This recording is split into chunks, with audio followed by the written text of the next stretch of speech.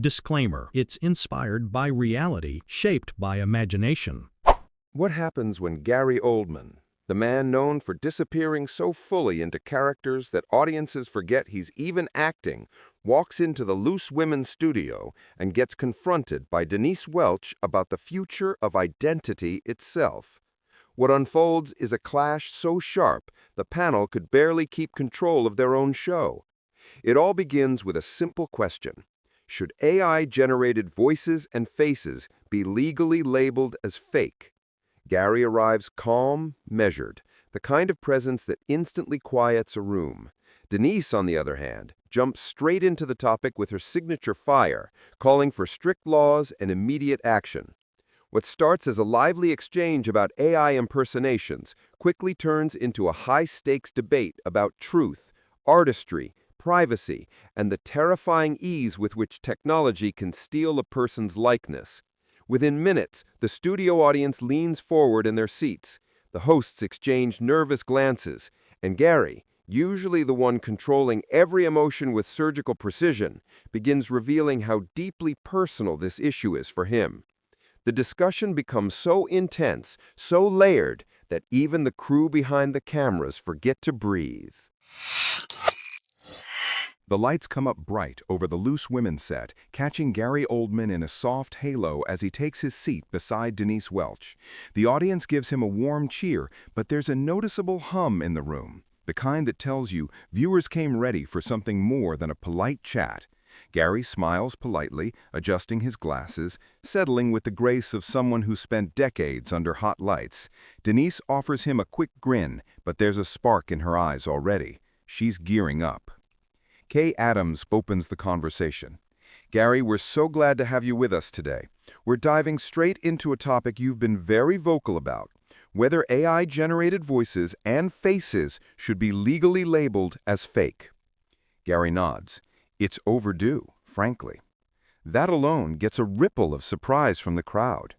Denise jumps in almost immediately. But you're saying that from the perspective of someone whose face and voice are already globally recognized. For everyday people, this isn't just overdue, it's become frightening. Teenagers are getting their faces slapped onto things they never consented to. Politicians are getting deepfaked. Couples are breaking up over fake videos. Gary listens, hands folded, expression patient. Which is exactly why regulation is needed, Denise. I'm not disagreeing. But you're speaking calmly, she replies. People at home aren't calm. They're terrified. The audience murmurs. The tension inches upward. Gary tilts his head slightly, the way he often does in interviews when he's choosing his next words carefully. Fear is understandable, but clarity comes from action, not panic. The industry should be required to disclose what's artificial. Simple labeling. It's a step towards transparency. Denise shakes her head. A label? Gary, with respect, do you really think that's enough? People are being fooled by deepfakes so convincing, even professionals can't spot them. A watermark won't stop them. We need strict laws, severe penalties, not just a sticker saying AI generated. Gary smiles thinly.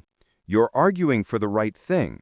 I'm just saying the first step is identifying what's real. Colleen Nolan steps in gently. But people don't always trust labels. Look at how many folks ignore nutritional warnings on food. The audience laughs, easing the tension for a moment. Gary chuckles softly. Fair enough. But if we don't start somewhere, we allow a world where anyone's likeness can be used for anything without consent or context. That's not a future I want. Denise crosses one leg over the other and leans forward, her voice growing stronger. But that's exactly the world people are waking up to, and they feel like Hollywood types don't grasp how serious it is. Gary raises an eyebrow. Denise, I'm one of the Hollywood types whose voice has already been stolen. The studio stills. He continues quietly. There are AI videos of me saying things I've never said, some funny, some not so funny. Denise softens a little, but only a little. Then you should be the loudest voice demanding tough laws. Oh, I am. You just may not like my version of tough. The audience oohs at the unintended bite in his tone. Gary notices, clears his throat, and shifts back into a calmer territory. Look, I love technology when it serves creativity, but when it becomes a weapon, when it's used to fabricate scandals, ruin reputations, or manipulate public opinion, we have a duty to protect people." Denise nods slowly, but she's not letting him off the hook. "Then say it. Say clearly that AI impersonations shouldn't just be labeled, they should be illegal unless the real human gives permission." Gary takes a breath. His jaw flexes slightly. "I believe consent should be mandatory, but outright banning? That's complicated." The audience reacts again. Some gasp, some clap. Denise glances at Colleen and Kay with an expression that screams, "Here we go." Gary adds, "Creativity thrives on possibility, satire, parody, animation, voice acting. Not everything artificial is sinister." Denise cuts in, "But everything unregulated can become sinister." The spark hits the tinder. The set grows warmer. The audience leans forward. Gary's posture shifts, more alert now, less relaxed. Denise's voice grows firmer, sharper. And for the first time, it feels like both of them are stepping towards something deeper than a debate, something personal, something they can't quite steer away from. The friction is no longer subtle. It's alive. The spark that started between Gary and Denise now swells into something hotter, faster, and impossible to ignore. The studio audience leans so far forward it looks like the entire front row might fall off their seats. Even the crew behind the cameras senses it. Lenses tighten, microphones tilt, everyone bracing for impact. Kay tries to keep the tone steady. "Let's slow down a bit. We're clearly passionate about this, but maybe we can unpack—" Denise waves a hand. "No, I want to understand this. Gary, you say consent matters. You say identity needs protection, but then you throw in caveats about creativity and satire as if they're equal to someone's face being stolen." Gary holds her gaze. "I'm not equating them. I'm acknowledging that the conversation has more than one dimension." "Some dimensions ruin lives," Denise fires back. The audience murmurs with a mix of approval and discomfort. Gary adjusts his glasses, then leans forward slightly. "Denise, I'm not dismissing the dangers. I've seen the dark side of this tech up close, but we can't create laws so broad they choke legitimate art." He gestures loosely toward the cameras. "Half the impressions people do of me online would be illegal in your version of the world." Denise snaps, "Impressions aren't the problem. You know that. A teenager doing a silly impression of you isn't the issue. The issue is a machine cloning your voice to commit fraud, or your face being pasted onto something compromising that spreads before you even know it exists." Colleen nods. "That's happening more and more, and people don't know what's real anymore." Gary sighs, "Which is why labeling is step one. Clear labeling, mandatory, universal." Denise shakes her head hard enough that her earrings swing. "And what about the people who won't label anything? The bad actors, the scammers, the ones who live off chaos?" Gary opens his mouth, but Denise pushes on. "You think they're going to politely stamp a video saying fake so the public isn't confused? They won't. They'll use your face to sell crypto scams. They'll use your voice to convince someone's grandmother to send money. They'll use the body of a teenage girl in a deepfake without a shred of remorse." Gary's jaw tightens. The audience reacts with a low, collective sound. Sympathy, anger, recognition. "And you know what?" Denise continues. "When that happens, people don't say, 'Well, that's technology.' They say, 'Why didn't anyone stop it?'" Gary responds calmly, but the calm is taut. "You stop it with laws, penalties, enforcement, but laws need definitions. If we don't legally define AI-generated content, we can't prosecute the bad actors." Denise crosses her arms. "So you want the dictionary updated while people are being exploited?" A few gasps echo. Gary looks at her like he's trying very hard not to lose patience. "I want laws to be enforceable. Rage doesn't write legislation." "Oh, don't talk to me about rage," Denise says, voice rising. "Rage is what wakes people up." Kay jumps in, nervous. "Let's remember we're trying to explore solutions." But neither of them hears her now. The debate has narrowed to a tunnel with only two voices. Gary says, fear-driven solutions lead to overreach. Overreach leads to censorship, and censorship leads to a world where creativity suffocates. Denise shoots back, and underreach leads to abuse, leads to people's reputations being destroyed. She gestures to the audience. Ask any parent here if they'd care about creativity if their child was deep-faked. The crowd erupts, some shouting in agreement, others pushing back, the entire room turning into a messy chorus of claps and low shouts. Gary raises his voice slightly, not yelling, but firmer than before. This isn't hypothetical for me either. I've already been impersonated. My voice has been used in videos I'd never approve. I'm not detached from this. Denise softens for a split second, then fight harder for the strongest protections possible. I am, Gary insists, just not at the cost of throwing out parody, satire, or creative expression entirely.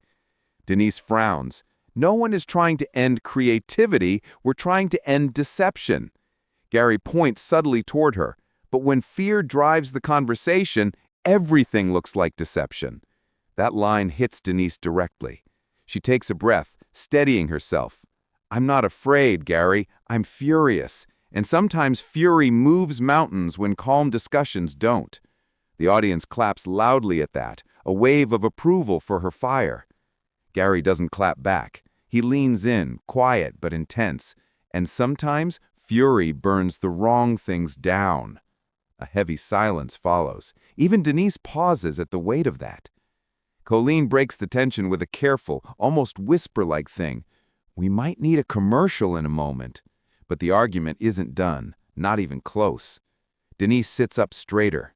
Gary, you can intellectualize this all day long, but regular people, real people are being victimized by AI clones of themselves, and they're begging for someone to draw a clear line. Gary meets her gaze head-on. Then let's draw a clear line, but let's make sure it's drawn in the right place. The audience reacts with a low, buzzing tension, half-charged, half-anxious, waiting for whichever explosion comes next.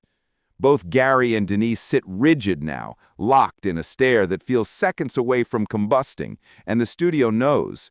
This clash is only just beginning. The studio lights softened, but the tension didn't. Gary sat forward, elbows on his knees, voice low and steady, in a way that made every woman at the table slow down just to hear him. Look, he said, I've spent my whole life studying faces, real ones.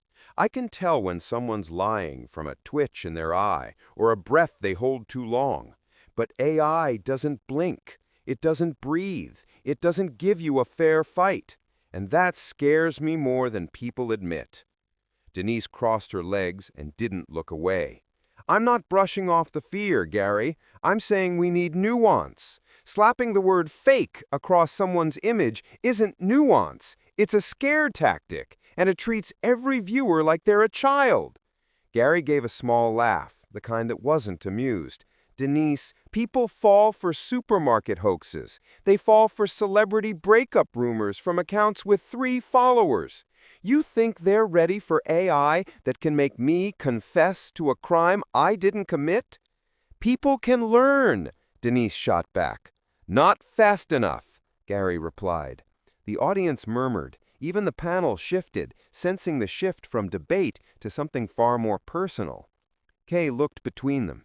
Gary, can you explain what you're most afraid of? Not in the industry, personally. He hesitated. Not long, but enough for the air to change. My mother has dementia, he said quietly. Denise's expression softened instantly. The panel stilled. She gets confused. Sometimes she forgets who I am. Sometimes she thinks I'm still 25, but she's always trusted my voice. One day I realized that if someone wanted to hurt her, to manipulate her, all they'd have to do is press a button and create a version of me that tells her something false, something dangerous. She wouldn't know the difference. The room went silent in a way that wasn't dramatic. It was human. That's why I want labels, he continued. Clear ones, prominent ones. Because the world isn't filled with skeptical, sharp-minded media professionals. It's filled with people like my mom, like your kids, your grandparents, people just trying to get through their day without being tricked. Denise exhaled slowly. I didn't know that about your mom, and I'm sorry. Truly, I am. She paused. But the laws we write can't be guided by trauma alone. Gary nodded. Then tell me what guides them. Education, she said. Empowering people, not frightening them. If you tell the public that every synthetic voice is a threat, they'll start distrusting every video, every clip, every recording. You'll break society's confidence in everything they see and hear. Maybe that confidence deserves to be broken, Gary said. The sudden rise in his voice made the audience jump. We've treated digital content like gospel for too long. People need to question it. Denise leaned in, equally intense now. Questioning is not the same as panicking, and your approach risks panic, and yours risks complacency. The two locked eyes. For a moment they looked less like guests on a talk show and more like two people staring across the trench of a rapidly changing world. Janet cleared her throat. Gary, Denise, what do you think happens if we don't find a middle ground? Gary didn't blink. We lose the ability to trust our senses. We lose shared reality. Denise countered softly. And if we go too far with labeling, we shut down creativity and innovation before it's had a chance to mature. Gary opened his hands. Then we need a way to protect people without strangling progress. Denise nodded. Yes, and that starts with balance, not bans. Their voices weren't raised anymore, but the emotion was sharper, deeper, more cutting now that the volume had dropped. It felt like the argument had stripped itself down to something raw. Gary's jaw tightened. All I'm asking is a safeguard. Denise answered, voice steady but warm. All I'm asking is restraint. Two truths, two fears, two different futures. The conversation hovered on the edge, one heartbeat away from turning into something irreversible. And that's when everything tipped. The table looked calm, but the air felt wired. Even the audience seemed to brace themselves, sensing that the debate wasn't just about policy anymore. It had become a tug-of-war over trust, fear, and the pace of a world changing faster than anyone could process. Colleen leaned in first. You've both made strong points, but there's still a major gap between you. Denise, you want flexibility. Gary, you want protection. So what's the actual compromise here? Gary didn't answer right away. He shifted in his chair, thinking hard, jaw set. I'm not against creativity, he said finally. I'm not against people experimenting with voices or digital characters. What I'm against is deception, unintentional or intentional. So if labeling isn't the answer, what is? Everyone keeps saying balance, but no one explains what that looks like. Denise took a slow breath, then spoke with a measured calm. Balance looks like creators having freedom, but with accountability. It looks like platforms using their tools responsibly.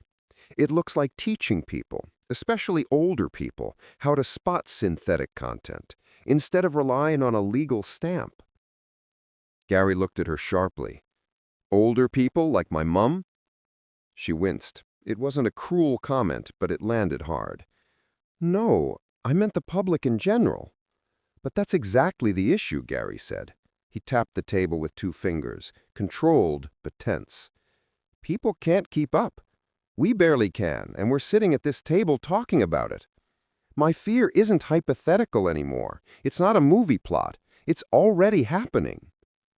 Kay jumped in, trying to steer the moment before it cracked. Gary, can you describe what you mean by already happening? A real example.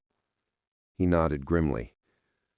Last month, a young actress sent me a clip where a fake version of her was scripted into a compromising scenario.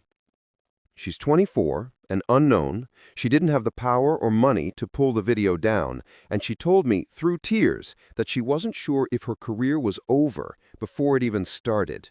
One deepfake. One. The audience groaned softly. Denise's face fell, empathy cutting through her posture. "That's awful," she said quietly. "But we should punish the people doing it, not force creators who are doing harmless things to stamp everything they make with the same warning label." "But that's the point," Gary said, voice rising again. "We can't punish them fast enough. Technology outpaces law. It always has." Denise opened her hands. "So we give the law a chance to catch up. And what happens in the meantime? We cross our fingers and hope the worst actors show mercy? Denise, come on." That small challenge, soft, almost pleading, hit harder than anything shouted. Denise didn't flinch. "And what's your plan, Gary?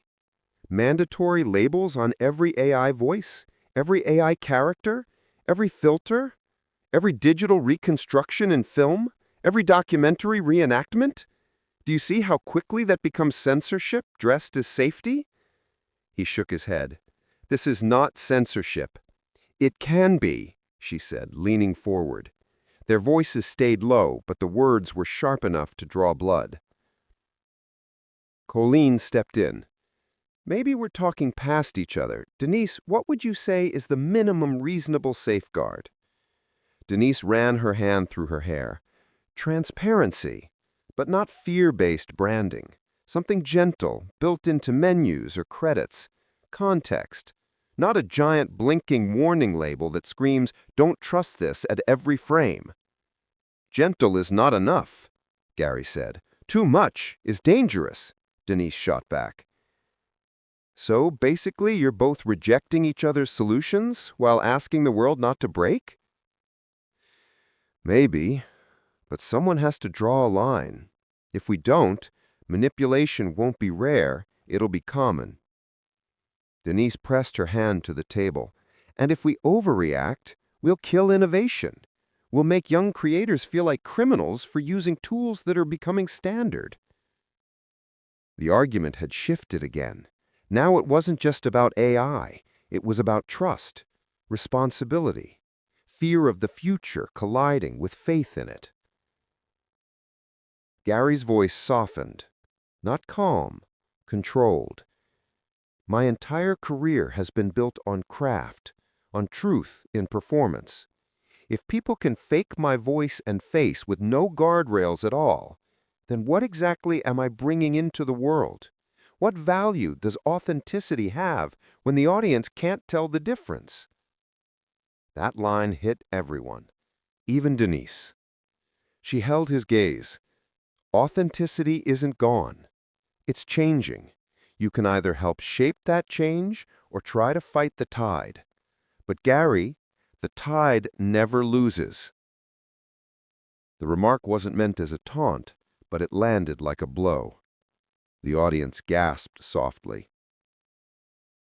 Gary sat back, hurt flashing across his face before he masked it under a tight breath. "That's exactly why I worry. Because tides don't care who they wash away." Silence filled the studio. Heavy, human. And just like that, the debate reached the point where neither side could step back without losing something important. That was the moment everything broke open. The studio didn't rush to move on. No upbeat music, no easy reset. Just the weight of what had been said hanging over the table like fog. Gary sat still, hands clasped, eyes fixed on the surface in front of him. He wasn't angry anymore. He looked tired, thoughtful, almost older than when he first walked out. Denise watched him with a softened expression. Her earlier fire cooled into something gentler. It wasn't victory. It wasn't defeat. It was realization. Colleen broke the silence first. "Well," she said quietly, "I think everyone here felt the heart of that." A ripple of murmurs passed through the audience. Not gossip, not shock this time. Something closer to understanding. Denise turned toward Gary. "For what it's worth," she said, voice steady but warm, "I hear your fear. I really do. And I'm not against protecting people from harm. I just don't want the solution to become another problem." Gary lifted his eyes. "And I don't want warnings to become noise. But today proved one thing. The people who make these rules, they need to understand how personal this is. For actors, for teenagers, for anyone with a face and a voice." The words settled over the room like a closing curtain. Janet nodded. "This conversation isn't ending here. Not in this studio, and not in the world. Everyone's trying to figure out where the line should be. And honestly," she motioned between them, "you two just showed why the answer isn't simple."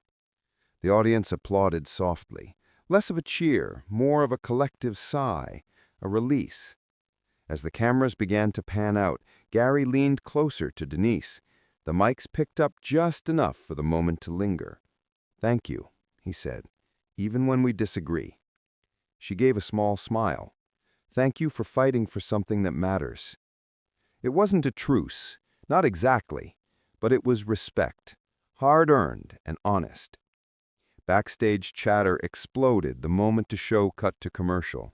Producers talked about the segment being clipped, shared, analyzed across every social platform. Audience members pulled out their phones, still shaken by what they witnessed. The clips would travel fast.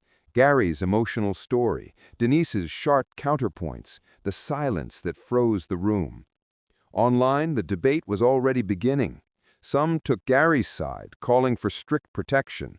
Others agreed with Denise, warning against over-regulation. Most were simply stunned. Loose Women had delivered one of its rawest conversations in years. And as Gary stepped off stage, he paused for a moment. He glanced back at the set, the lights, the audience still buzzing. He exhaled, long and heavy, as if releasing a weight he'd carried for too long. Denise stayed seated for a few seconds after the camera stopped. Her fingers tapped lightly on the table, thoughtful. She wasn't shaken, just reflective. She knew they'd stirred something bigger than a TV debate. The moment lingered with everyone who watched. If you enjoyed this, subscribe for more dramatic celebrity showdowns.